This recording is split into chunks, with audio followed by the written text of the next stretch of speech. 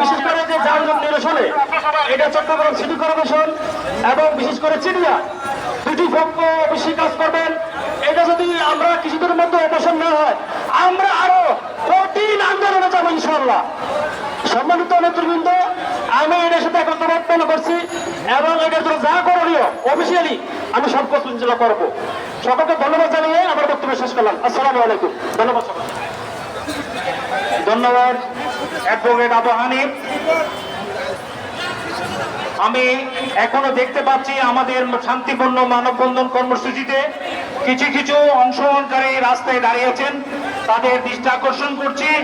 আমি আপনাদেরকে অনুরোধ জানাচ্ছি গাড়ি চলাচলে যাতে কোনো বিঘ্ন না হয়, আপনারা রাস্তা থেকে সরে আসুন, মানববন্ধন কর্মসূচিকে সফল করুন। এই পর্যায়ে বক্তব্য রাখার জন্য অনুরোধ জানাচ্ছি বিশিষ্ট সমাজসেবক এবং রাজনৈতিক ব্যক্তিত্ব আলহাজ মোহাম্মদ জাহিদ।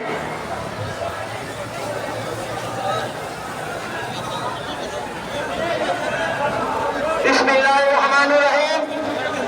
আজকের এই সুবিশাল মানববন্ধনে উপস্থিত 38 নম্বর এবং 29 নম্বরের সর্বস্তরের জনগণকে আমি জাতীয়তাবাদী বিএনপি আকিদের পক্ষ থেকে ধন্যবাদ জানাচ্ছি।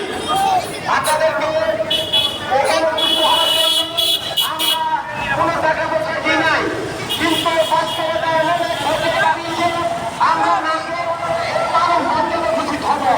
ভবিষ্যতে যে কোনো ধরনের আন্দোলনে এই যানজট করার লোককে আমরা সক্রিয় এবং গভীরভাবে অংশগ্রহণ করে সর্বোচ্চ চেষ্টা করব। আমি প্রশাসনের দৃষ্টি আকর্ষণ করছি, আপনারা আমাদের পারিবারিক সম্পর্ক ছিল এই যানজট থেকে আমাদেরকে তুলে নিয়ে পক্ষবাসী করে দিয়েছিলেন। আপনারা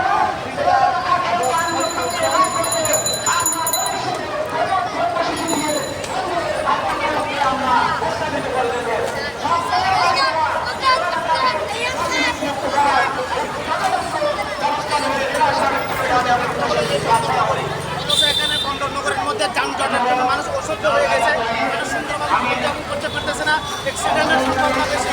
যার জন্য সরকারকে আমরা অতি সত্ত্বর এই চট্টগ্রাম বন্দরনগরীতে যাতে যানজট নিরসন হয় এটাই আমাদের কাম্য। আজকে অসংখ্য মানুষ এখানে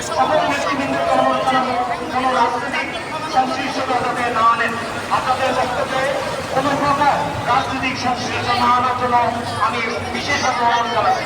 এই পর্যায়ে বক্তব্য রাখার জন্য অনুরোধ জানাচ্ছি মাদ্রাসা ইন্টারমিডিয়েট সম্মানিত অধ্যাপক অধ্যক্ষ আলহাজ মাওলানা জলিউল আলম রেজভী। বিসমিল্লাহির রহমানির রহিম। আসসালামু আলাইকুম ওয়া রাহমাতুল্লাহি ওয়া বারাকাতুহু। বন্দর ইপিজেড পতঙ্গা সচেতন নাগরিক সমাজ কর্তৃক আয়োজিত আজকের এই বিশাল